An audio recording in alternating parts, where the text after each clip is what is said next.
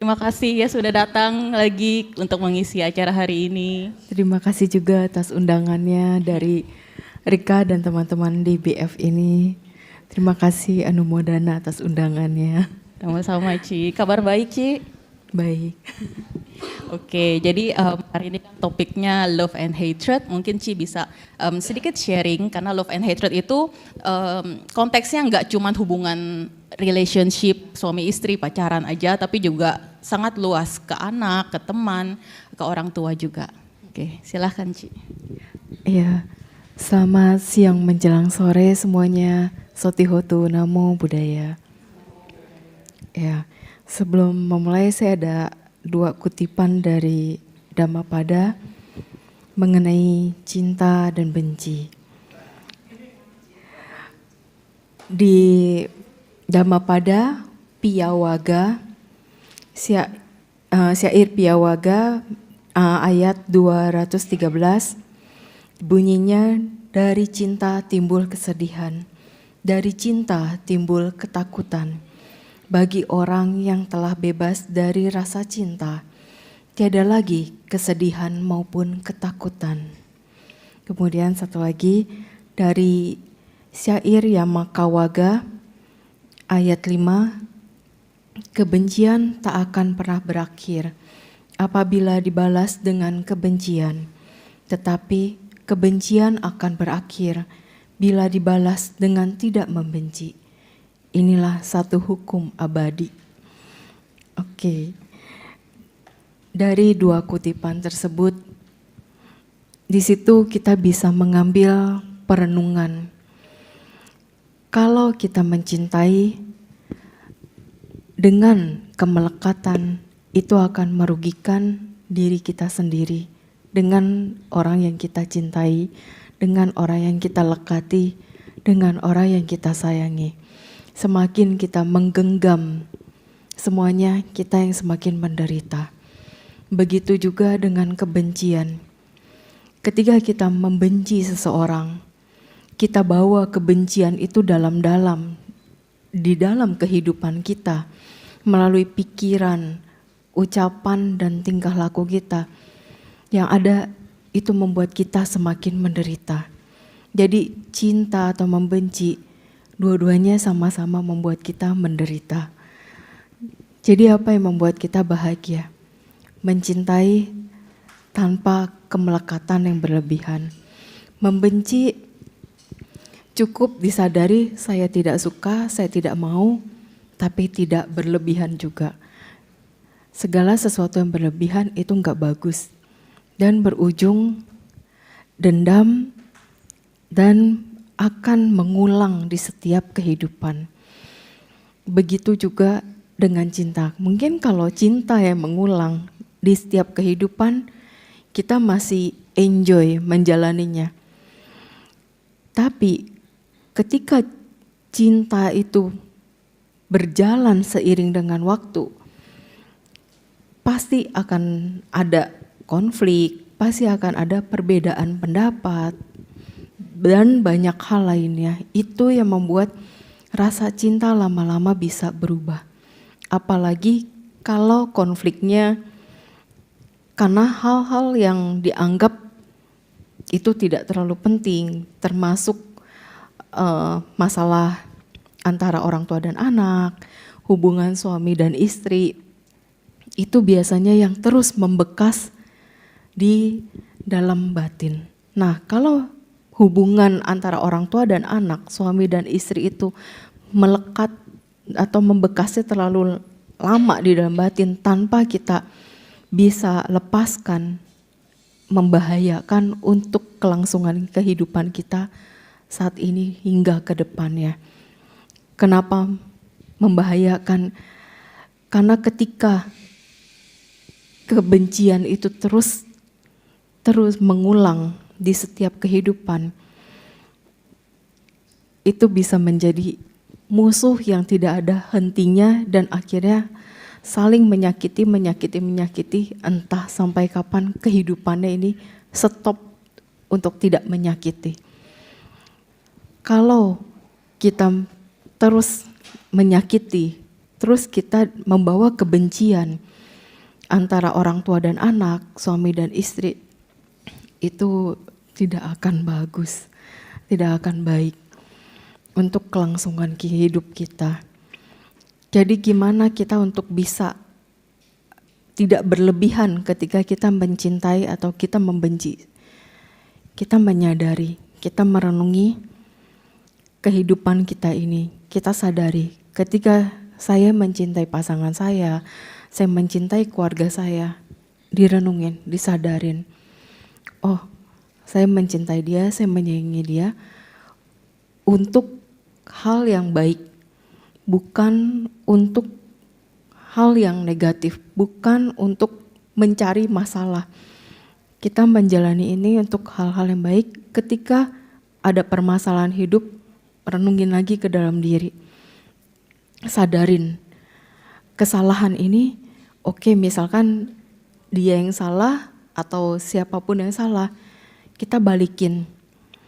Ini bisa terjadi karena pasti ada satu sebab. Sebabnya dari mana, kita cari tahu. Kalau memang sebabnya dari diri kita sendiri, ya kita perbaiki diri kita. Kita akui, oke, aku salah, aku minta maaf, aku coba perbaiki. Nah dari situ, seiring dengan waktu kita bisa memperbaiki diri kita juga memperbaiki hubungan kita. Tidak hanya hubungan kita dengan suami, tapi hubungan kita dengan keluarga. Bukan hanya keluarga inti, bisa ke keluarga besar. Perubahan kita akan membawa dampak perubahan yang besar juga untuk orang-orang sekitar. Jadi jangan pernah menuntut orang tua kita berubah. Jangan pernah menuntut pasangan kita berubah. Ketika kita menuntut, disitulah penderitaan terjadi.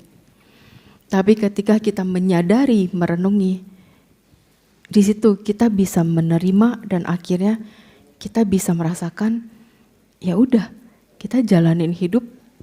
Dan ini juga tujuannya untuk kebahagiaan bersama. Seperti awal, saya balikin ke diri saya sendiri. Ketika awal menikah, tujuan saya apa? Saya ngerenungin dulu. Karena kan memang awalnya saya tidak ada keinginan untuk menikah. Tapi karena dari orang tua mengharuskan ada anak berkeluarga, ya sudah jalanin. Tapi saya merenungi sendiri, tujuannya apa? Nah ketika saya mencari tujuan, apa pernikahan ini? Ya udah, saya merenungi, saya bilang ke diri saya, oke, saya menikah, saya mau bahagiakan suami saya, keluarga saya, anak saya, orang-orang sekitar saya. Jadi tujuannya saya mau membahagiakan. Jadi apapun yang terjadi, saya harus siap. Karena ini pilihan saya. Apapun yang terjadi, saya tidak mau menyalahkan siapapun. Karena ini juga saya sudah pilih. Karena saya mempraktekkan ini, jadi kadang saya juga bisa memberitahu ke orang-orang sekitar, ke teman-teman juga. Ketika kita sudah memilih, kita sudah harus tahu semua resiko yang terjadi dalam hidup kita, baik atau buruk, suka tidak suka, itu jalanin, itu dihadapin. Bukannya ketika kita enggak suka, wah ini gara-gara ini nih, misalkan gara-gara dicari tanggal yang enggak pas lah, gara-gara wah ini gara-gara mertua gini, gara-gara orang tua gini. Ya mau gimana, semua ada plus minus. Kalau kita terus mencari kekurangan, kesalahan orang lain, kita tidak akan pernah bisa bahagia. Karena selalu menuntut orang lain seperti apa yang kita inginkan. Sedangkan kita sendiri nggak mau kan dituntut menjadi seperti yang orang lain inginkan. Begitu juga orang lain tidak akan suka ketika dituntut untuk menjadi apa yang kita inginkan. Oleh karena itu kita juga harus bisa membedakan apa itu kita benar-benar suka dengan seseorang, apa kita benar-benar mencintai seseorang. Apakah kita benar-benar marah sama dia, ataukah kita benar-benar membenci dia. Itu renungin lagi ke dalam diri. Jangan karena mendengar suatu hal langsung wah ngamuk-ngamuk, terus nggak terima, terus langsung tegur orang, langsung mempermalukan orang. Ingat, kita mempermalukan orang, suatu saat kita yang akan dipermalukan juga oleh orang lain, tapi bukan dengan orang yang sama. Karena proses karma itu tetap berjalan. Kita merasa orang itu harus kita kasih pelajaran, tapi bukan kita sebenarnya yang harus memberi pelajaran ke orang yang tidak baik itu. Ketika kita ketemu orang yang tidak baik, ya udah, kita cukup tahu. Kalau mau tegur, tapi kalau merasa, dia kan gak mungkin dengar omongan saya, ya sudah, diemin. Sampai suatu saat, si orang yang punya salah tersebut, atau si orang yang membenci tersebut, nanya, kamu kenapa? Saya salah apa? Barulah kita kasih tahu. Jangan orang udah nanya, kamu kenapa? Saya salah apa? Kita malah tinggal pergi, cuekin, pikir aja sendiri. Orang mana tahu kalau tidak dikasih tahu kesalahannya. Apalagi si orang itu sudah bertanya, saya salah apa? Gitu. Jadi kita juga nggak boleh egois, berlebihan. Kita cukup tahu, saya kesel sama kamu karena kamu gini. Kasih tahu alasannya. Jadi kalau memang mau sama-sama memperbaiki, kan itu bagus ya. Jadi tetap terjalin hubungan positif yang berkelanjutan. Tapi kalau kita tidak mau kasih tahu, suruh orang itu berpikir sendiri, ya ada orang itu tambah marah, hubungannya juga bukannya makin baik, makin buruk. Sedangkan kita hidup kan gak cuma sekali. Kedepannya, mungkin satu kehidupan bisa aja belum tentu ketemu. Tapi 2-3 kehidupan ke depan kalau masih ketemu, kita juga gak mungkin bisa lari. Semua hal yang terjadi dalam hidup kita harus dijalani, bukannya dihindari. Dengan kita mempraktekkan mengenai cinta, benci, terus juga seperti yang ada di sutta-sutta yang sudah dibabarkan oleh Sang Buddha dalam Dhammapada, dalam Parita, ada di Karania Metta Sutta kan, yang kita harus bisa ngambil contoh yang dari seorang ibu memberikan cinta kasih ke anak yang tanpa batas, gitu. Jadi kita harus bisa melatih cinta dan sayang ini seluas-luasnya. Kita tidak bisa membatasi. Kadang orang merasa, saya udah cukup sabar nih. Ya itu kan sabar dengan batasnya orang-orang tersebut. Bukan berarti sabar yang sebenarnya. Karena kalau sabar yang sebenarnya itu sabar banget. Sabar seluas samudra. Kayak gitu. Jadi ketika kita ketemu orang yang menyebalkan, orang yang sulit dikasih tahu, cukup sekali ngomong. Besok lusa dia nggak mau berubah, dia tidak mau dengarkan, biarin. Kita nggak usah fokus dengan kesalahan atau kebiasaan buruk yang dilakukan. Biarin aja sampai pada saatnya dia melihat contoh dari diri kita dan juga dia bisa menyadari atau bertanya, saya harus gimana? Apakah saya perlu berubah?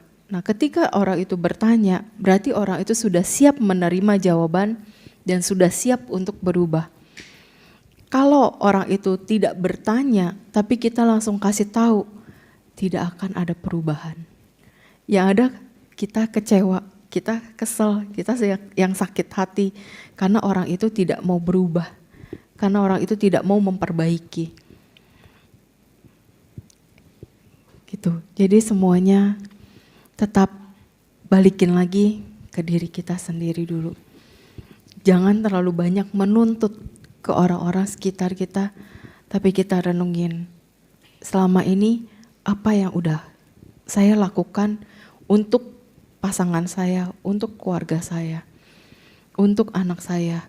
Kalau belum ada yang bisa kita lakukan, oke, saya mau coba perbaiki dari sekarang. Karena tidak ada kata terlambat untuk kita memperbaiki sesuatu. semuanya masih bisa kita lakukan semasi roda kehidupan ini terus berputar. Mungkin ini dulu, selebihnya kita lebih ke sharing tanya jawab. Terima kasih. Oke, thank you banyak. Thank you so much, Ci. Seru banget ya topiknya. Aku mau ngambil tadi yang Cici sempat bilang, kita harus benar-benar bisa bedain suka, cinta, sayang, marah aja atau benci. Jadi bedanya apa, Ci? Dari tiga ini, suka, cinta, sama sayang. Oke. Ketika kita suka, ya kayak kita ngelihat orang, melihat barang, saya suka ya, udah hanya sekedar itu.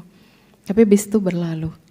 Tapi ketika kita menyatakan kayak, aku cinta loh, aku ada rasa gitu, cinta, terus ada rasa sayang.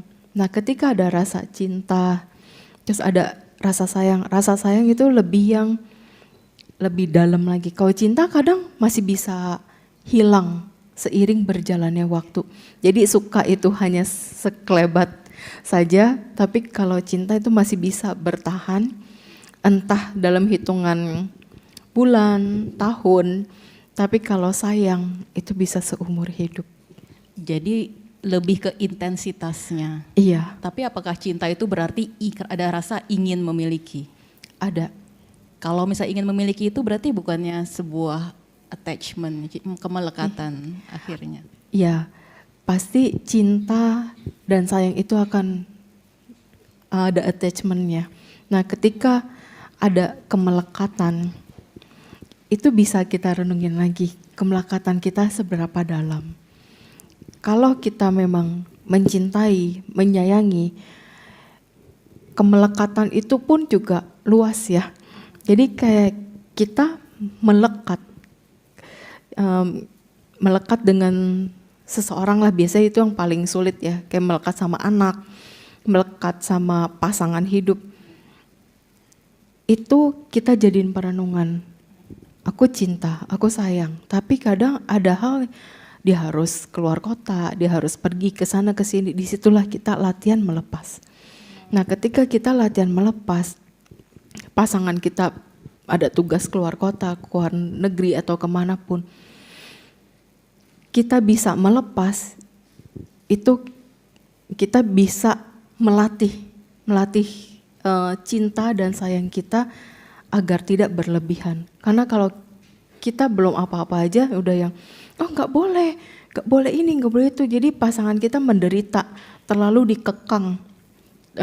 Anak kita juga nggak boleh ini, nggak boleh itu, terlalu dikekang. Jadi sulit juga anak kita mau bergaul dengan teman-temannya, dengan orang-orang yang harusnya dia bisa lebih membuka diri, lebih maju. Karena kita terlalu kekang, dia menderita. Dia menderita, kita juga menderita. Jadi attachment-nya juga harus kita bisa bijaksana, nggak bisa yang terlalu dikekang. Jadi udah pasti cinta dan sayang itu ada kemelekatannya. Oke, sebelum lanjut ke masalah rumah tangga gitu, aku mau tarik sebelum itu mewakili teman-teman yang jomblo di sini. Mungkin yang jomblo angkat tangan. Oh pada malu mungkin. Gini, kadang-kadang ada misalnya cewek, sebenarnya cantik banget enggak, biasa aja. Dibilang langsing banget biasa aja. Tapi banyak gitu yang suka. Cowok juga dibilang kayak ganteng banget, kaya banget, enggak, biasa aja, tapi banyak yang suka. Sebaliknya, ada yang cewek cantik tapi susah dapat pasangan. Karma apa sih Ci yang bikin orang itu banyak disukai orang atau mudah mendapatkan pasangan, dan sebaliknya karma seperti apa yang bikin orang tuh berat dijodoh? Oke. Yang mudah menemukan pasangan hidup itu pertama biasanya udah bawaan dari si orang tersebut, dia orangnya setia. Terus kedua, orangnya itu tidak terlalu banyak menuntut. Terus yang ketiga, kadang orang itu bisa karena udah pasrah lah, pokoknya cari aja yang kecap cip cup. Kadang ada yang kayak gitu juga karena udah bingung mau gimana, ketika asal pilih itu yang lebih banyak menderitanya sih. Gitu. Tapi kalau yang dia udah cantik banget, udah ganteng, tapi nggak ada nih yang satupun yang nyangkut atau kok nggak ada yang deketin, nggak ada yang suka, itu balik lagi sih, renungin dulu ke dalam diri. Sebenarnya belum tentu tidak ada yang suka sama sekali, pasti ada. Hanya masalahnya kadang orang itu cuma kantor, rumah, kantor, rumah.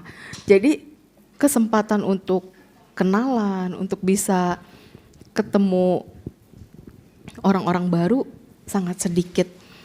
Sedangkan kalau orang yang bisa bergaul lebih luas ya, bisa dengan siapa aja, itu lebih memudahkan pergaulan sehingga ketemu orang-orang yang berkaitan dengan masa lampau.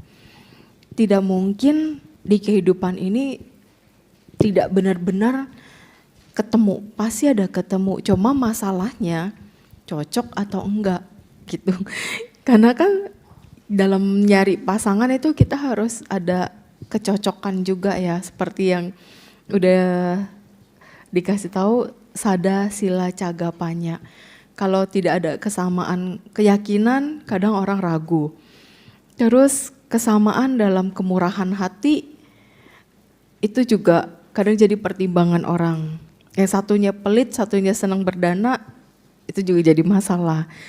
Terus sama sila, sama kemoralan. Kalau moralnya bisa sebanding, oke, bisa berjalan. Tapi kalau yang satunya tukang selingkuh, satunya tukang bohong, satunya suka mencuri atau suka mabuk-mabukan, itu agak sulit untuk benar-benar bisa sejalan.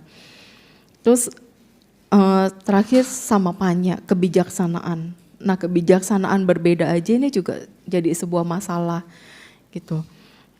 Yang sering tetap dijadiin sama orang itu udah sama sadanya beda, mikirnya udahlah takut nggak ada jodoh lain, udah merit aja dulu. Nah, setelah merit itu yang selalu timbul masalah. Kemudian kemoralan.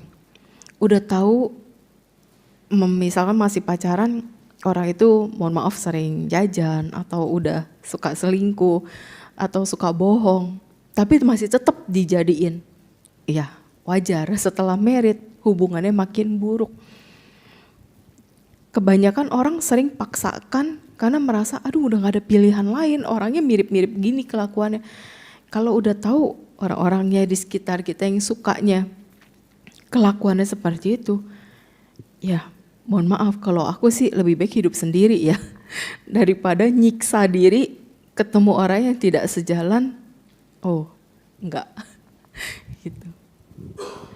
Oke. Balik ke pertanyaan ke jawaban Ci tadi, kadang kan ada orang yang harus berbeda gitu. Misalnya contohnya udah cinta mati nih, cewek dan cowok, tapi nggak bisa disatukan karena beda agama. Kenapa ini terjadi? Karena kan mereka bisa bareng dan bisa klop banget, pasti ada hubungan masa lampau. Tapi ternyata di kehidupan ini beda agama. Itu kenapa terjadi dan bagaimana agar kedepannya mereka bisa bersatu? Nah, kalau kayak gitu di kehidupan ini bisa beda keyakinan walaupun ada ikatan karma yang kuat sekali. Itu balik lagi ke masing-masing pola asuh keluarga ya, karena kan kadang agama itu kebentuk dari didikan keluarga juga atau didikan sekolah. Kalau itu sudah bawaan dari keluarga, itu agak sulit. Jadi hanya dibutuhkan pengertian satu sama lain. Kalau dia hanya karena pengaruh dari sekolah, mungkin masih bisa dibicarakan sambil memberi contoh, sambil dikasih tahu plus minus dari yang kita anut gimana, terus mana yang lebih kuat nih. Biasanya mana yang lebih kuat itu yang akan menarik yang lemah. Nah, ketika yang lemah itu ketarik, ya udah jadi satu keyakinan, satu sada. Tapi di keyakinan yang sama pun, maksudnya religion yang sama, belum tentu religion yang sama belum tentu memiliki keyakinan yang sama. Kayaknya misalnya kayak satu Buddhisnya benar-benar praktek, tapi yang satu cuma sekedar ya mohon maaf Buddhis KTP doang gitu. Itu kan itu udah beda keyakinan walaupun same religion kayak gitu. Kalau gitu misalnya Ci udah ada pertanyaan lagi, gimana ketika kita pacaran semuanya udah looks good gitu, cuman gimana kita bisa yakin kalau ini nih orangnya, he's the one. Karena kadang-kadang kan banyak yang bilang married itu kayak mengambil kucing dalam karung. Pas lagi pacaran nggak kelihatan, pas married loh kok gini gitu. Dan gimana supaya bisa meyakinkan diri sendiri, oh yang ini betul, ini memang jodoh saya, boleh married ke selanjutnya. Nah itulah yang kebanyakan aku perhatikan orang-orang zaman sekarang ya. Suka cinta dimanis-manisin, dikasih bunga, dikasih gift, kasih ini itu langsung oh ya oke langsung married, pas udah married ceger. Terus ujung-ujungnya langsung oke, bisa surat cerai. Banyak banget yang aku temuin kayak gitu zaman sekarang. Jadi kalau bisa dilakukan ketika kita langsung ngerasa, oh dia nih orang yang tepat nih akan jadi pasanganku. Lihat lagi. Seperti yang orang tua dulu bilang ya, bibit, bebet, bobot itu benar-benar harus ya diselidikin dulu gimana keluarganya, gimana karakter aslinya dia. Ini pun aku Hipasiko juga, aku buktiin juga, aku praktekin juga di dalam hidupku. Jadi semua yang aku sampaikan kebanyakan apa yang aku udah praktekin. Jadi aku tahu harus gimana menghadapi orang-orang di luaran sana. Jadi ketika aku mempraktekannya sendiri, aku masih pacaran bilang, kita apa adanya ya karakternya. Kamu harus buka karakter baik buruknya kamu kayak gimana. Aku juga akan kasih tahu karakter baik buruknya aku kayak gimana. Jadi aku nggak mau ada yang dia tutup-tutupin. Nah, ketika ngomong sama pasangan seperti itu waktu masih pacaran dan ya sama-sama oke, udah. Jadi kita apa adanya. Jadi pada saat pacaran dan setelah married emang apa adanya. Enggak ada yang kita rahasia-rahasiakan. Sifat buruk, baik semua udah kelihatan. Karena aku juga bilang, kalau memang ada sifat buruk aku yang kamu gak cocok, kamu gak suka, kamu gak salah putusin aku. Begitu juga aku. Ada sifat buruk, kamu yang jelek yang aku gak suka, ya aku juga berhak bisa putusin kamu. Jadi dengan kita bisa apa adanya dari masa pacaran, itu tidak akan menimbulkan konflik yang berkelanjutan yang akhirnya menjadi kebencian. Karena kebanyakan dari cinta timbul benci. Karena seiring berjalannya waktu, diiming-iming yang bagus, yang indah, tapi setelah pernikahan jatuh bangun bisnis, kerjaan, usaha, itu kan pasti banyak yang bisa nerima, nggak bisa nerima. Umumnya sih kebanyakan wanita yang tidak bisa menerima ketika sang pasangan itu jatuh, hancur, terpuruk, akhirnya bye-bye, tinggalin, kebanyakan begitu. Bahkan ada slogan kan di Indo, ada uang abang disayang, nggak ada uang abang ditendang. Nah, jadi dengan kita bisa dibicarakan dari awal kehidupan kita mau gimana nih ke depannya, itu akan smooth, akan jangka panjang dan akhirnya happy ending. Tapi kalau kita nggak bisa apa adanya dari awal, ya berarti kita harus siap segala hal yang terjadi. Jadi perbedaan religion ini yang penting ada pengertian. Kalau tidak ada pengertian satu sama lain, sulit.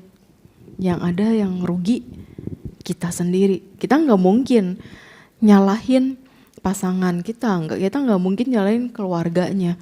kita sudah memilih dia kok, dan kita pun sudah oke di awal dengan perbedaan itu. Balik lagi kayak tadi, perenungan ke dalam diri. Kita sudah siap menerima, berarti kita juga sudah siap dengan semua resiko yang kita hadapi. Ya, setuju sih. Tapi mungkin kebanyakan pasangan sekarang itu nggak mau kasih lihat yang sejujur-jujurnya karena takut pasangannya kabur. Tapi malah begitu married jadi masalah. Ya. Oke. Kalau pertanyaan selanjutnya nih, kan kalau di Buddhis kita percaya ada musuh karma. Di mana biasanya kalau begitu kita ketemu orang ini kok kayak nggak suka gitu. Iya. Tapi banyak juga kejadian di mana orang married sama musuh karmanya sendiri. Iya. Kenapa bukannya harusnya mereka ketemu mereka nggak suka, tapi ini pas ketemu malah cinta. Itu bagaimana prosesnya dan kenapa bisa terjadi? Nah ini juga kalau dari yang sudah aku lihat dan pernah terjadi, ketika masih pacaran, masih pendekatan, yang akan muncul di pandangan si cewek maupun si cowok itu adalah bucin. Jadi cinta banget, kayak yang aduh udah orang banyak kasih tahu itu orang nggak bagus, tuh orang jelek, tapi masih enggak, dia baik, dia gini. Oke lah, akhirnya semua orang misal udah bilang itu orang nggak bagus, itu cewek nggak bagus, atau itu cowok nggak baik, tapi tetap masih dijalani. Orang tua kan bisa apa, kadang ya sudahlah demi kebahagiaan anak. Tapi setelah menjalani rumah tangga, sifat aslinya itu keluar. Itu kebanyakan ditutupi oleh, ya balik lagi ya, karena kita berlebihan, itu loba dan moha yang muncul ketika kita bucin. Ketika loba dan moha muncul, kita terlena. Tetapi setelah menjalani, kita mulai sadar, oh ternyata sifat aslinya seperti ini. Kita nggak bisa lari. Apalagi kalau itu ternyata si musuh karma, nggak gampang loh untuk lepasnya. Karena menjalani hubungan yang tidak baik ya, atau toksik ya, itu agak ngeri dan itu complicated. Kalau dia sadar dan mau kabur, nggak semudah itu, Ci. Tidak semudah itu, karena ya ada kejadian yang dimana si istri mau kabur karena sering disiksa di KDRT sama suaminya, bahkan sudah visum, sudah lapor polisi segala macam, sampai ke pengadilan pun sudah diproses, tapi tetap dipatahkan dengan segala hal dilakukan sama suaminya agar itu tidak terjadi. Jadi akhirnya ya nggak bisa pisah, balik lagi dalam dekapan, disiksa habis-habisan lagi. Jadi wah itu luar biasa. Makanya si istri ini harus punya effort menanam kebajikan yang banyak biar ketemu jalan keluar, bisa lepas dari momen itu. Makanya jangan bucin-bucin banget kayak gitu. Karena kebanyakan tuh Pesan karena bucin sponsor. gitu. Jarang banget cewek ngelihat cowok tuh langsung benci banget, itu jarang banget. Begitu juga cowok ngelihat cewek, jarang banget ngelihat tuh langsung benci banget, tuh jarang. Kebanyakan sesama jenis yang misalkan kita cewek sama cewek, itu langsung sensornya itu langsung Radarnya. nyala gitu, radarnya yang Iya, betul. kok ngeliat dia udah gak suka ya, langsung jaga jarak, menghindar. Begitu juga cowok sama cowok, ngeliat ada sesuatu, kok gak cocok ya, udahlah gak mau deketan, gak mau temenan. Tapi kan kalau lawan jenis kebanyakan ya karena loba dan moha tadi. Ada nggak sih Ci kebajikan, particularly apa gitu action yang kita bisa lakuin, misalnya ada temen yang lagi di situasi itu gitu? Ya harus lihat dulu. Kalau orangnya sudah terlalu bucin, kita nggak bisa berbuat apa-apa. Paling cuma bisa bilang, sadar ya, Lihat dulu bibit-bibit bobotnya. Kalau dia masih yang enggak, dia orangnya, oh ya sudahlah, welcome to the jungle. Tapi kalau misalnya dia kayak kasus yang Cici cerita udah dipukulin setengah mati, tapi dia kan istilahnya harus membayar karmanya, ya di posisi itu terus, cuman bisa mengkondisikan dan dengan terus berbuat baik. Ada perbuatan baik apa enggak yang lebih akurat gitu untuk cepat menyelesaikan karma buruk ini? Berbuat baiknya tetap ke anggota sangga ya. Terus dengan ketulusan, keikhlasan plus disertai tekad gitu. Tekadnya pun ya cuma untuk semoga saya bisa ketemu jalan keluar. Itu hanya tekad, bukan kadang orang menganggap itu berbuat baik dengan imbalan, tapi itu bukan tekad sama hal seperti itu berbeda. Tekad tuh hanya mengkondisikan doang. Tapi kan belum tentu terjadi di momen yang sama. Itu. Kalau memang nggak mau bertekad, yang penting berbuat baik, ya nggak masalah. Pasti akan ada jalan keluar ketika waktunya itu pas. Oke, terus tumpuk terus aja Iya. kebajikan. Ada yang bilang ternyata banyak yang nggak tahu bucin itu apa. Bucin itu kepanjangannya budak cinta. Jadi udah jelek banget, misalnya suka dipukulin, suka diomelin, tetap aja dia ganteng banget. Nah itu bucin, benar-benar melakukan apa aja untuk pasangan ini. Oke. Kalau misalnya udah di hubungan yang toksik banget, pasti kan kebencian tuh muncul ya Ci ya. Mungkin kalau yang kecil-kecil oke lah, gampang untuk dilepaskan. Tapi kalau misalnya udah dipukulin, udah diselingkuhin, itu kan kadang kebenciannya tuh dalam banget gitu. Betul. Ada nggak step-stepsnya gimana caranya untuk melepaskan kebencian ini? Mungkin nggak ke pasangan aja, mungkin bisa juga ke temen gitu. Ya, untuk melepas itu kita balikin lagi ke diri sendiri sih. Balikin lagi ke diri sendiri, melihat mundur. Melihat mundur tuh bukan ke past life ya, tapi melihat mundurnya di momen yang saat ini. Balik ke sebelum kita kenal dengan orang itu.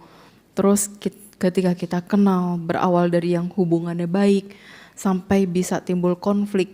Nah ketika timbul konflik itu juga jadiin perenungan. Ini karena apa? Kalau ternyata setelah merenung, oh sebenarnya saya yang salah ya, saya yang terlalu egois, saya yang terlalu maksain gini-gini. Ya udah, kita sadar kita yang harus berubah, kita yang harus bisa melepas kebencian, kita yang harus melepas kemarahan, kita yang harus bisa melepas dukanya kita sendiri. Kita nggak bisa minta tolong Bante, minta tolong siapapun untuk melepaskan penderitaan kita, tuh nggak mungkin. Kita bisa melepaskan penderitaan ya diri kita sendiri. Dengan perenungan itu kita bisa menerima, oke ini kesalahan saya, oke ini saya harus perbaiki, oke ini saya harus yang berubah. Baru seiring dengan waktu sedikit demi sedikit, kebencian itu akan memudar, akan melemah, dan akhirnya kita bisa netral. Semua kembali lagi ke diri sendiri dengan banyak refleksi juga ya Ci. Jangan pernah menyalahkan orang lain. Dengan terus kita menyalahkan orang lain, itu yang membuat kita semakin menderita. Tapi kan yang disakiti misalnya pasangan selingkuh, dia pasti mikirkan dia yang selingkuh, kok saya yang harus merefleksikan diri sendiri. Mereka masih berpikirnya seperti itu. Ya tetap, kenapa pasangan kita selingkuh? Pasti ada sesuatu di dalam diri kita yang memang si pasangan ini nggak nyaman. Pasti si pasangan ini yang memang ya nggak suka atau gimana. Renungin. Tapi kalau memang udah diomongin, terus kita juga sudah merenung, dia yang nggak berubah, ya keputusan di tangan kita. Kita harus bisa bijaksana. Kalau memang tidak bisa menerima perselingkuhan itu dalam jangka panjang, ya di-cut juga nggak masalah. Karena kita harus bisa bijaksana dalam mengambil keputusan entah itu dalam hubungan apapun ya, termasuk kayak pertemanan, terus juga dalam hubungan pekerjaan, tapi yang paling sulit untuk memutuskan hubungan itu ibu dan anak. Itu tidak bisa diputuskan, tapi harus dijalani. Pas banget nih Ci. Kita lanjut ke hubungan konteks orang tua dan anak. Konteksnya konteks orang tua dan anak. Orang tua itu kan ya gimana pun anak sendiri pasti sayang lah. Tapi kadang anak itu sering bikin jengkel. Jadi apakah ini menimbulkan kebencian dan bagaimana sih cara mengatasinya? Ya, kalau untuk antara orang tua dan anak, kalau anak itu sering membuat orang tua jengkel, tetap sih si orang tua dulu nih. Kalau anaknya masih kecil ya, misalkan dari 0 sampai 5 atau 10 tahun, 5 tahun lah. Ini anak kayak nakal banget, terus orang tuanya sampai stres, sampai ya bisa bilang mohon maaf hampir depresi atau gimana. Sebenarnya si orang tua ini coba ngerenung dulu, ngelihat dulu, ini kenapa ya, ini anak bisa sampai seperti ini. Kalau ternyata udah merenung, gak ada jalan keluar, coba ketemuin kayak ke dokter, entah ke psikolog atau ke dokter anak untuk tumbuh kembang anak gitu. Jadi bisa diomongin. Kalau dari perenungan, oh ternyata saya yang terlalu emosional sehingga anak ini jadi tantrum. Oh saya yang enggak sabar ngadepin anak sampai anak ini jadi begini. Jadi kita balikin lagi ke diri kita sendiri, terus coba sambil kita memberi perhatian, kita memberi cinta dan kasih sayang. Karena anak itu tumbuh berdasarkan didikan kita. Semua anak kecil ketika dia ingin tahu ini dan itu, dia akan tantrum, dia akan kayak aku mau ini, aku mau itu. Tapi kita harus kasih pengertian. Ini pun saya praktekkan juga di kehidupan sendiri. Jadi memiliki keluarga ternyata kalau buat saya ada beruntungnya untuk bisa mempraktekkan banyak hal di dalam kehidupan. Jadi menghadapi relationship dengan pasangan, terus gimana menghadapi anak dari lahir, terus gimana kita menghadapi sikapnya kita. Biasanya kan kalau habis melahirkan yang dibilang baby blues ya. Gimana kita bisa menyikapi diri kita ketika kita lagi baby blues, terus lagi anak ini bertumbuh, karena karakter anak ini terus berubah. Karena mengurus anak dari baby sendirian, cuma dibantu orang tua, itu jadi tahu, oh menghadapi emosional anak seperti apa. Dihadapin pelan-pelan. Ketika dia lagi marah, dia lagi nangis, biarinin dulu sampai dia mereda, ya kita peluk, kita kasih tahu, kamu maunya apa, mau ini. Terus kita kasih pengertian. Kalau dia mau mainan, ya kayak anak saya waktu masih umur kecil, ngeliat mainan tuh seneng banget.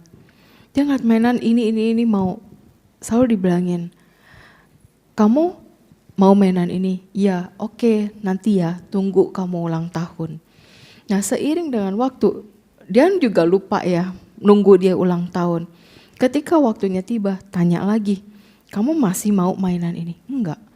Terus kamu maunya apa? Yang lain. Ya udah, kita beli yang di momen saat itu. Tapi dikasih pengertian, ini kamu maininnya dimainin enggak? Mainin, oke. Kalau ketika dia bilang mainin, kita tanya berapa lama?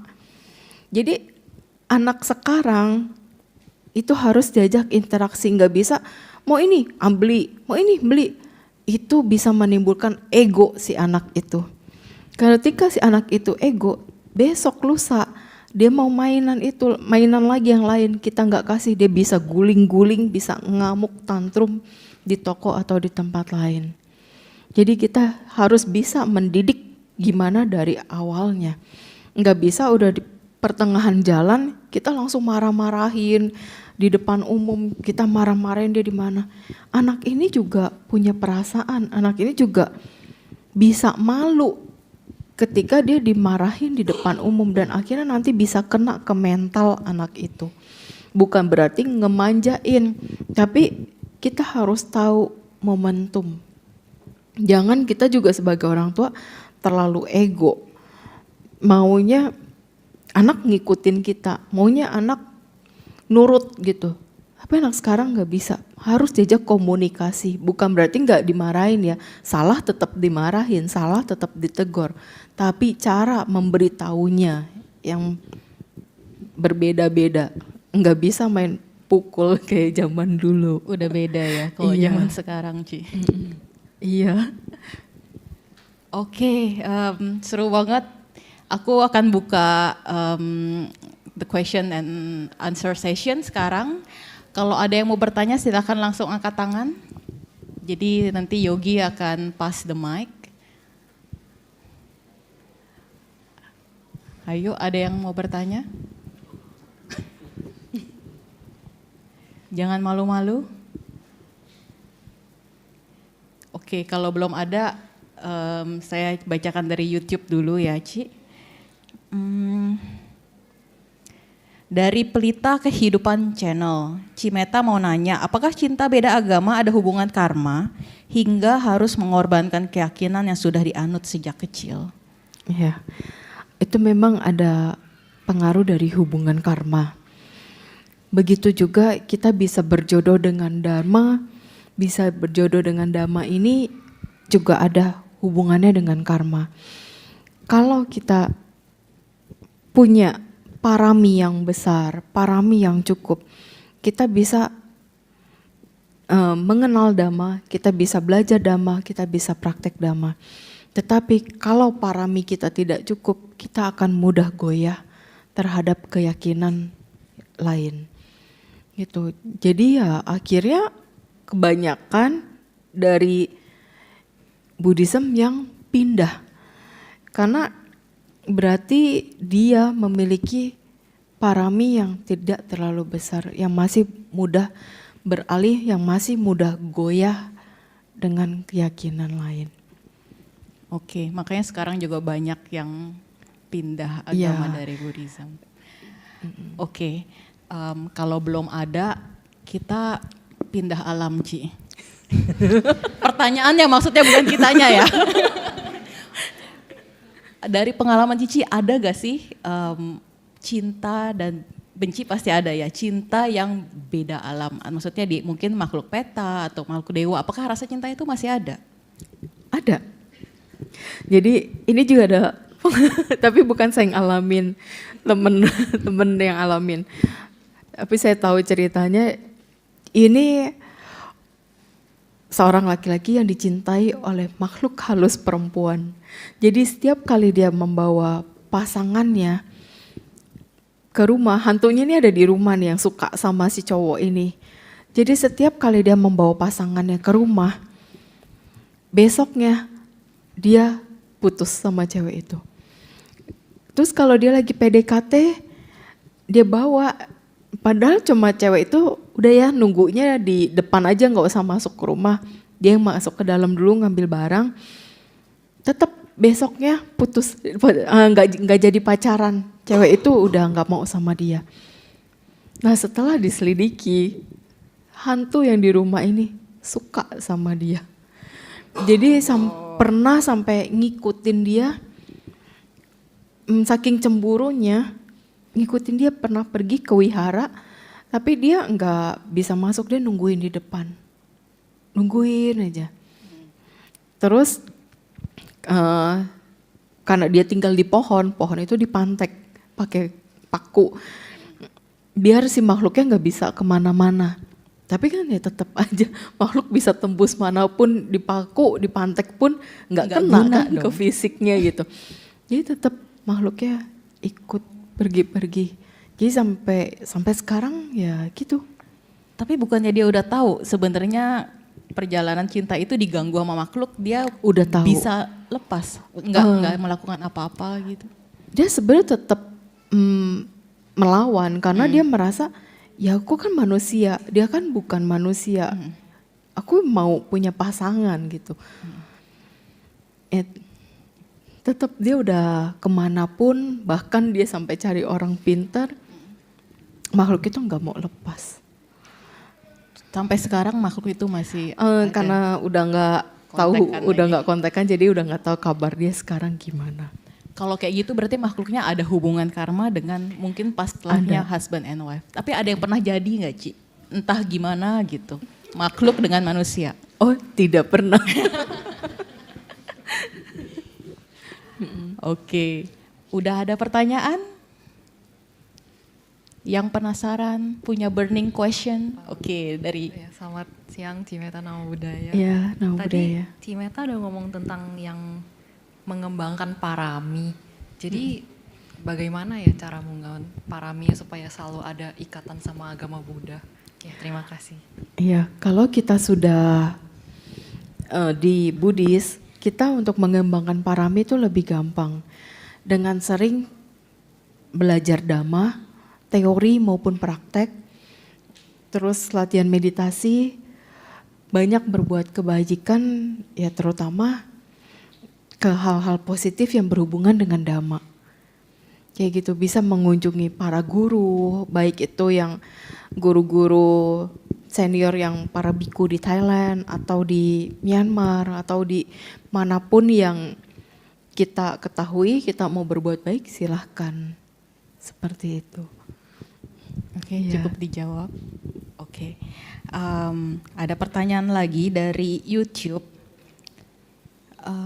Bagaimana cara melepaskan dari pasangan yang pakai pelet atau ilmu seperti itu? Dan gimana kita tahu kalau misalnya kita atau orang lain kayaknya itu kena pelet deh gitu. Itu bukan cinta biasa. Iya. Kalau orang itu Buddhis, tinggal bawa ke wihara, ajak dia baca parita, meditasi. Terus kalau kita selalu ada air parita ya. Ya kalau orang yang kena pelet kasih air parita, suruh minum air parita. Karena seiring dengan waktu kesadarannya akan pulih sendiri. Terus si orang itu kalau memang dia ada niat mau lepas dari yang dikatakan pelet tersebut, dianya juga harus bisa ngejaga sila dia harus rajin parita dia, prakteknya dia. Gitu. Kalau pelet santet itu gimana sih Ci? Maksudnya kan saya pernah dengar kalau kena guna-guna berarti karma buruk kita dipercepat berbuahnya. Tapi kan kalau misalnya pelet itu kita lihat orang ini jadi suka gitu. Jadi kalau sebenarnya gimana prosesnya? Kenapa bisa kayak suka banget? Iya, kalau pelet itu kayak terjadi tiba-tiba sih. Misalkan kamu nih nggak suka sama si X lah, tapi si X ini cinta banget sama kamu. Nah karena dia tahu kamu nggak suka sama dia pakai sesuatu yang pokoknya kamu nggak tahu apa-apa. Ketika ketemu si X kamu bisa yang cinta banget sama dia, yang kamu nggak tahu apa sebabnya tiba-tiba bisa cinta banget sama dia. Yang mungkin kalau orang-orang sekitar, keluarga, temen itu ngeliat, ih kok si Rika bisa suka sama si X ini yang sebelumnya dia biasa aja bahkan nggak suka. Nah biasanya orang-orang sekitar yang sadar kamu pasti nggak wajar ini sukanya. Apakah itu berarti dikirimin makhluk? Nggak selalu makhluk. Oke. Karena kadang itu kayak udah langsung ke diri kamu. Karena pasti orang itu pakai foto kamu. Jadi kamu tidur pun bisa mimpiin dia, terbayang-bayang dia, kayak pengen banget hidup sama dia kayak gitu. Kalau gitu susuk juga mirip Ci. Kalau susuk hanya kayak itu lebih sering cowok ya untuk ngelihat cewek. Jadi kalau si cewek itu pakai susuk, cowok tuh bisa kayak tergila-gila, bisa suka. Tapi besoknya nggak ketemu dia, ya udah. Ntar ketemu lagi kayak bisa wah tergila-gila lagi gitu. Dan itu misalnya sama lah ya santet, kalau misalnya pas udah kena kita tergila-gila, baca parita. Paritanya apa, Ci? Siapa tahu ada yang Kalau santet itu sama guna-guna sama sih. Santet itu lebih ke menyakiti.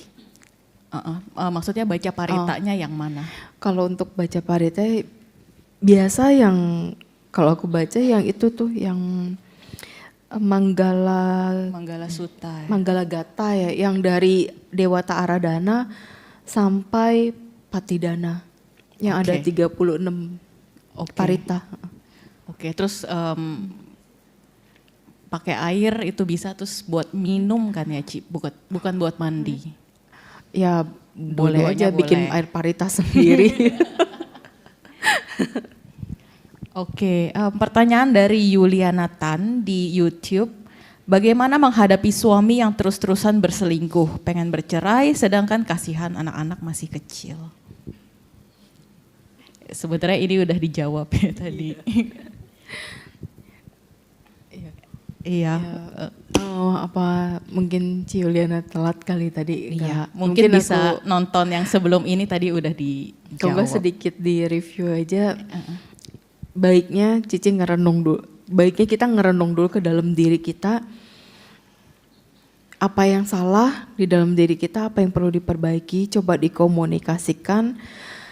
Kalau ternyata sudah dikomunikasikan tidak ada perubahan, ya semuanya balik lagi ke keputusan kita sendiri mau gimana.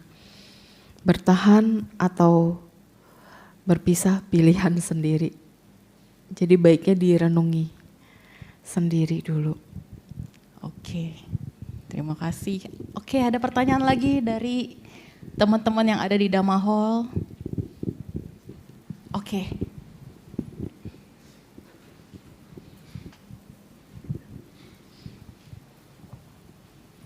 Selamat siang Cimeta.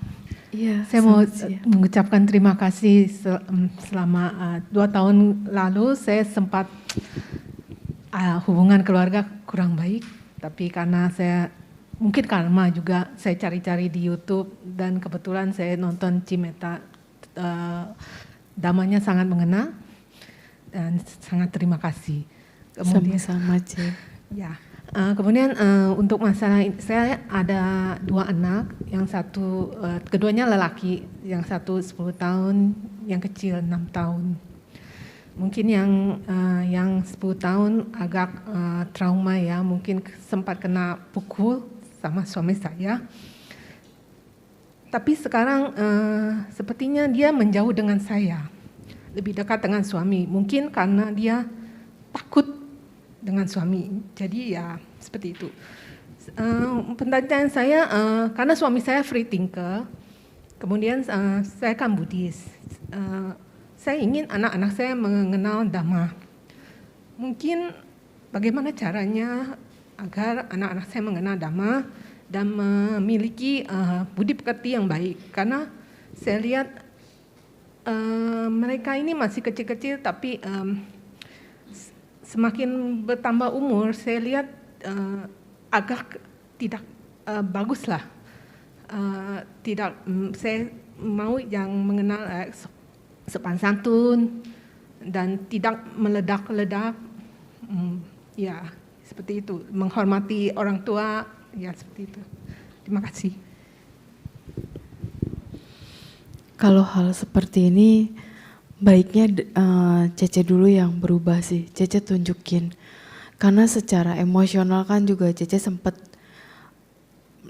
lakukan hal yang mirip seperti suami gitu. Jadi Cece harus berubah dulu, tunjukin kalau maminya tidak seperti itu lagi. Terus juga Cece harus lebih sabar menghadapi anak-anak. Terus cara Cece menyampaikan sesuatu, memberi nasihatnya juga harus yang lihat momen. Kalau di saat dia lagi meledak-meledak, Cece kasih nasihat, anak itu nggak akan mendengar. Yang ada semakin membantah dan semakin menjadi.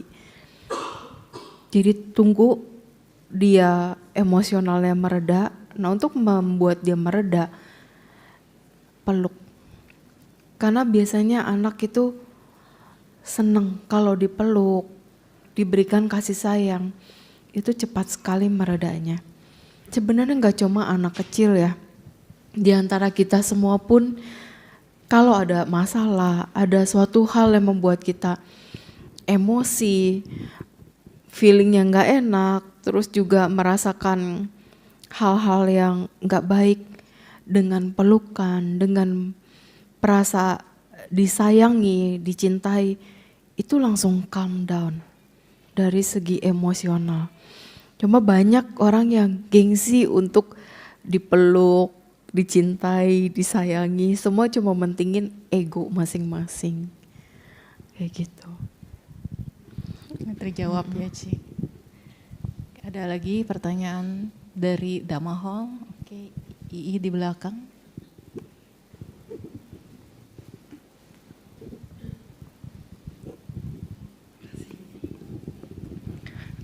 Namo Buddhaya, Cik Meta. Iya, Terima kasih sudah datang ke sini. Saya sebenarnya yang kayak kehidupan begini rata-rata banyak orang mengalami.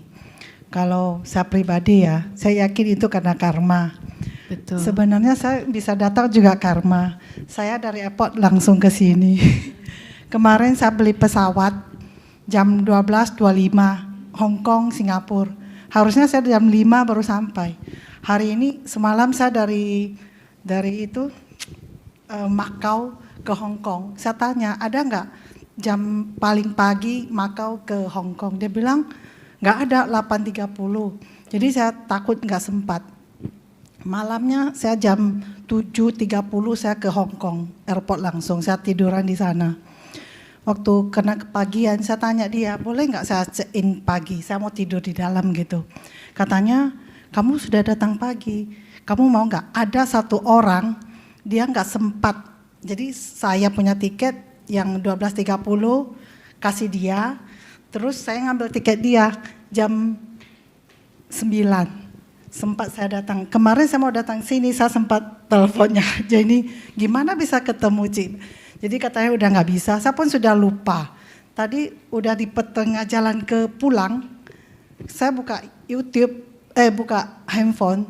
Jadi ada Cimeta punya foto timbul gitu. Ada Cimeta tanggal 22. Nah, jadi yang mau saya tanyakan di sini, kekuatan kehidupan kita baik dan buruk ketemu siapa? Kalau pribadi saya lihat karma. Kalau bahasa Cinanya, 没有因因为有因才有果, ada sebabnya gitu loh. Jadi misalnya kalau udah ketemu baik dan buruk, kesadaran kita jaga toh. Jadi yang saya tanyakan tuh bagaimana, karena pikiran dan batin itu dia akan timbul dan lenyap, terus terjadi perubahan. Saat kesadarannya bagus, saya mungkin bisa menjaga kesadaran saya. Ini karma saya. Terus bisa jadi kan saya bilang, saya yang seperti tadi Cici bilang, kita lihat diri kita dulu. Mungkin keinginan saya, tuntutan saya gitu loh. Jadi ada timbul pikiran saya, fangguo ziji. Bahasa Indonesianya lepaskan diri saya gitulah, fangguo ziji. Jadi fangguo ziji. Jadi itu kan timbul saat kita pikiran kita masih bagus toh.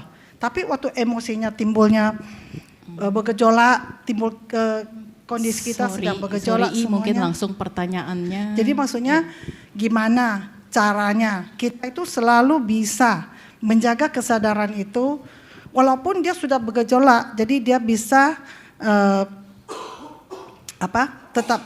kita tetap bisa menenangkan, bisa pikir, udah kita diam. Biasanya kan saya diam, saya bisa tarik ini. Jadi kan nggak selamanya begitu. Yang saya tanya tuh gimana cara kita tuh selalu menjaga kesadarannya itu. Walaupun dia sudah sangat emosi, kita tetap bisa menarik diri. Itu pertanyaan saya.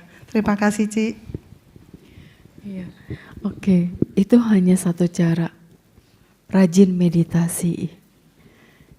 Iya, dengan rajin meditasi kita bisa mengontrol diri dengan baik maka kita bisa mengontrol segala emosional kita di setiap keadaan. Kalau kita dengan meditasi semuanya bisa terkontrol dengan baik, itu akan baik buat semuanya.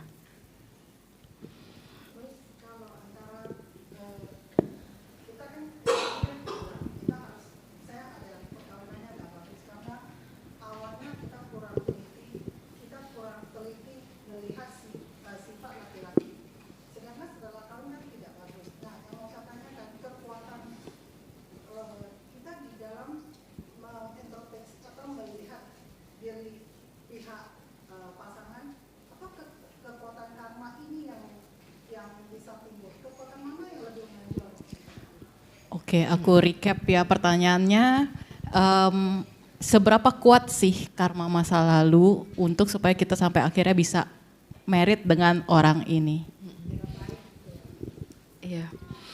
Kalau dari kekuatan karma masa lalu, kita bisa bersama dengan orang itu aja, itu udah ikatan karma dari yang lalu. Terus hubungannya baik atau tidak baik di saat ini, ketika menjalaninya, balik lagi ke sifat kita plus ada akumulasi dari karma juga. Tinggal bagaimana kita menyikapinya yang terjadi di saat ini. Karena si pasangan kita pasti dia punya pemikiran sendiri, punya caranya sendiri, punya sikapnya sendiri dalam menyikapi rumah tangga, pasangan atau apapun yang dia lihat, dia dengar dan dia rasakan. Jadi ketika dia melakukan hal itu dengan pikiran, ucapan dan tingkah lakunya, kita bisa menyesuaikan, kita lakukan, tidak bisa sesuaikan, kita tetap dengan caranya kita dulu, kita renungin. Ini baik atau tidak kalau saya ikutin dia. Kalau ternyata misal, oh dia baik nih dalam pikiran, ucapan, perbuatannya, tidak masalah kita ikuti. Tapi kalau dalam perilakunya, di pikiran, ucapan, dan perbuatan dia kurang baik, ya tidak perlu kita ikuti. Tapi bisa kita bicarakan pelan-pelan. Tidak dengan emosi, karena segala sesuatu kalau pakai emosi, bukan hal baik yang datang, tapi kemarahan dan kebencian yang akan semakin membesar di dalam diri kita. Oke, terjawab ya I. Thank you. Kita kembali ke online dari Ii Sucang di Tangerang. Tentang cinta sesama jenis, kok bisa ada orang yang suka sesama jenis? Apakah itu, banyak orang yang percaya itu udah dari lahir, ada juga yang percaya oh ketepak karena temennya suka sama jenis jadi dia juga ikut ketepak. Kalau dari pandangan Buddhis atau dari pengalaman Cici ini gimana? Itu karena tekad. Yang pernah aku temuin ya itu terjadi karena tekad. Jadi sepasang itu dia bertekad yang di kehidupan lalunya mau bersama-sama lagi. Karena si istri merasa cocok dengan si suami merasa cocok dengan si istri, kemudian sama-sama bertekad. Ketika bertekad, bilangnya semoga kita bisa bersama lagi di kehidupan berikutnya sebagai pasangan tanpa memperjelas status kamu suami atau istri, aku istri atau suami, tanpa memperjelas itu. Sehingga di kehidupan berikutnya atau di kehidupan yang selanjutnya ada pertemuan ternyata sesama jenis. Dan perasaan itu kan gimana ya, feeling ya. Setiap orang kan punya feeling, jadi bisa merasakan kok saya bisa langsung cinta, bisa langsung suka sama dia. Perasaan itu langsung kayak ada getar-getar lah, kayak gitu yang akhirnya ya dia ngejalanin hubungan sebagai sesama jenis. Gitu. Tapi kan kalau dari cerita ini berarti dia bertekad ke satu orang ini aja. Iya. Tapi selama dia biasanya orang yang suka sesama jenis, biasanya meskipun putus misalnya sama ini, dia sukanya sesama jenis lagi. Kalau yang benar-benar karena tekad, dia hanya ke satu orang itu. Selebihnya dia masih bisa normal. Gitu, misalkan sebelum ketemu si cowok A ini, si B masih normal nih, suka sama cewek, terus ngejalanin hubungan sama cewek. Tapi tiba-tiba ada momen yang si B ketemu si A, langsung merasakan sesuatu yang berbeda. Dan disitulah dia kayak langsung berubah menjadi ya mencintai sesama jenis itu. Tapi misalkan dia suatu saat putus atau nggak direstui sama keluarga, ya si B ini masih bisa balik normal lagi gitu. Itu kan kalau yang cinta karena tekad. Tapi kalau yang bener-bener dari kecil, ada yang dari kecil tuh udah senengnya dengan sesama jenis, itu biasanya ada karma lampau yang dia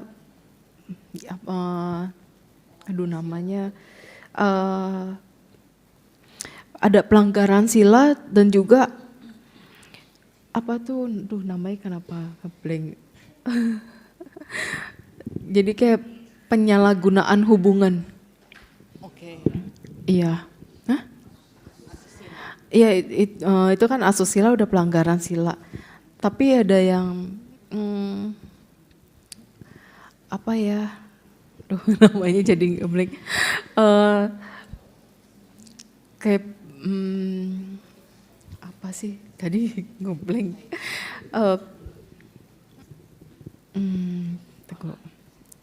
Ya penyimpangan seks. Sorry. Ada yang Pantes suami istri, bisa dibaca pikirannya. Iya. Jadi ya bisa karena penyimpangan seks yang dari kehidupan lalu sama pelanggaran sila. Itu yang menyebabkan seseorang bisa ya dari kecil aja udah sukanya dengan sesama. Jadi kalau misalnya ada juga orang yang di kehidupan ini kecenderungannya berbeda. Misalnya kan ada sekarang pedofil, sukanya anak kecil atau nggak suka sama binatang. Itu kan penyimpangan. Iya. Itu juga bawaan dari kehidupan lampau dia melakukan pelanggaran.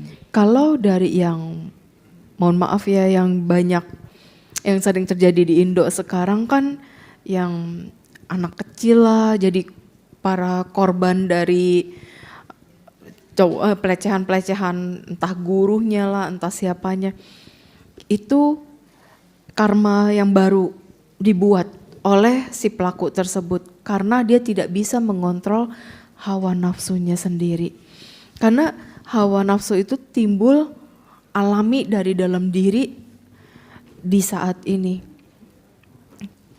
Gitu. Kalau yang sampai terjadi yang seperti itu.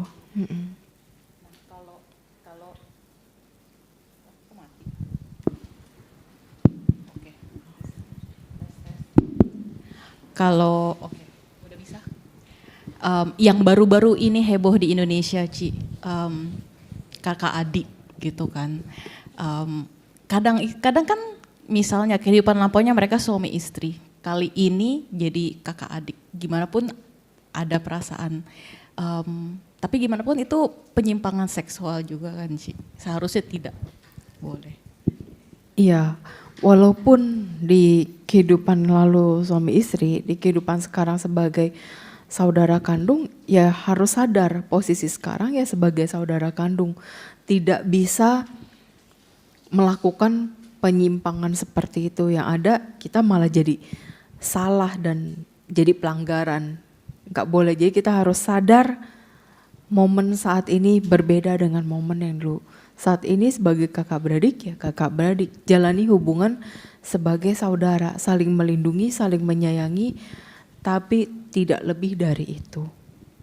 Oke, pertanyaan selanjutnya dari Ii Yuliani.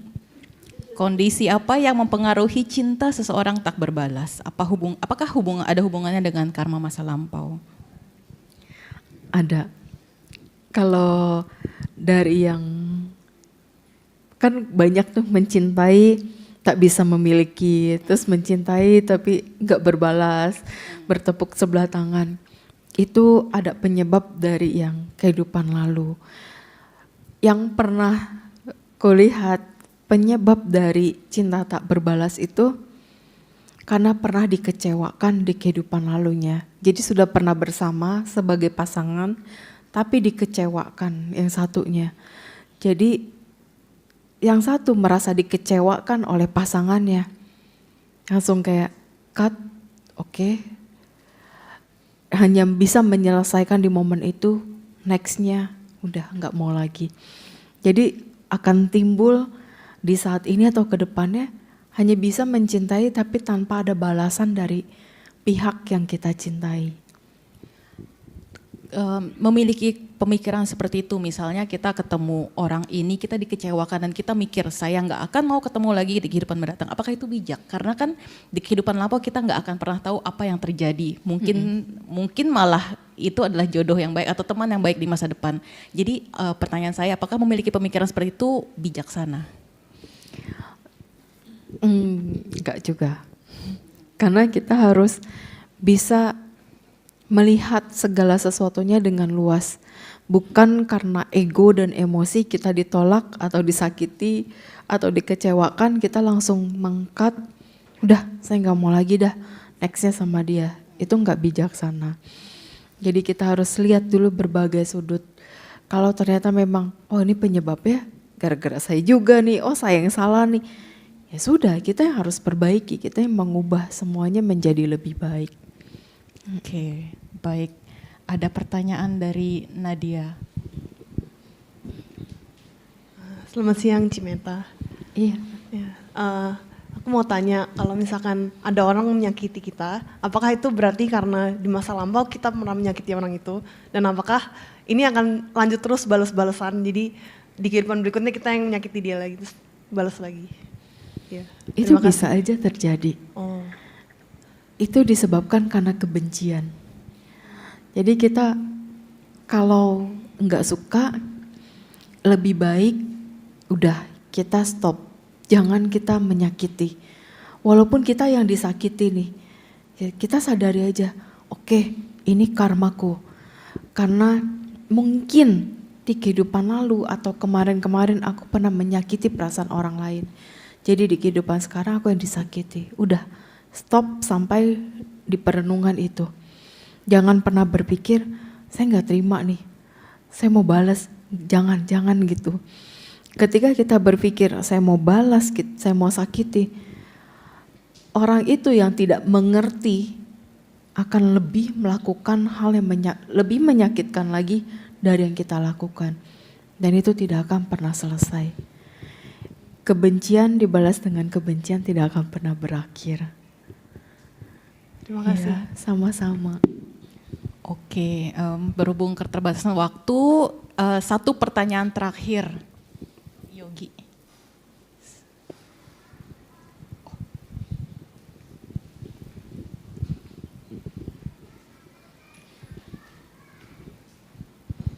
Selamat sore, Ci. Aku Iya, ada sore. pertanyaan. Oke. Ini tentang meditasi ya. Jadi gimana cara kita mengkondisikan hati sama pikiran kita supaya bisa fokus sama meditasi. Yang sering saya alami ya, at least itu kayak kalau situasi hati saya lagi biasa aja atau cenderung ke arah baik, maka itu tidak terlalu sulit buat mengkondisikannya. Jadi bisa fokus dan pikirannya nggak lari kemana-mana. Tapi kalau misalkan lagi banyak cobaan gitu ya, lagi stres misalnya atau gimana, itu susah banget buat fokus dan konsentrasi gitu. Thank you, Ci. Iya, itu memang paling sulit ketika lagi banyak pikiran. Nah, ketika lagi sulit itu adalah tantangan terbesar kita untuk bisa melatih ego dan emosional ini. Jadi fokusnya balik ke objeknya, misal biasa objek nafas nih, terus dilatih. Terus misalkan karena terlalu banyak pikiran, nafas ini kadang bingung, kita mau gimana? Taruh aja jari di sini, kayak mulai dari nol lagi, ngelatih di sini. Dan mulai bisa terkontrol, bisa terkendali, baru lepas. Balikin lagi gitu, terus kacau lagi, taruh lagi jari.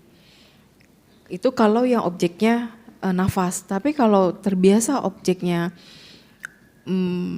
cinta kasih atau objeknya Buddho, Buddhonya tinggal terus sambil disadarin, diulangnya dengan ucapan Buddho, Buddho. Terus kalau cinta kasih sambil dipraktekannya dengan mulut juga bisa. Semoga saya berbahagia, semoga saya berbahagia. Jadi pikiran ini ketarik ke ucapan yang sedang kita ucapkan. Sampai nanti akhirnya kita coba ngomong di dalam hati, kita fokus, itu bisa lama-lama menjadi netral, balik, lebih tenang lagi, bisa. Iya. Oke, terima kasih teman-teman. Pertanyaannya mungkin Cimeta ada penutupan. Iya, mengenai topik cinta dan benci ini, kita di sini sama-sama terus belajar untuk bisa memahami cinta boleh kita mencintai sahabat, teman, pasangan, orang tua, anak.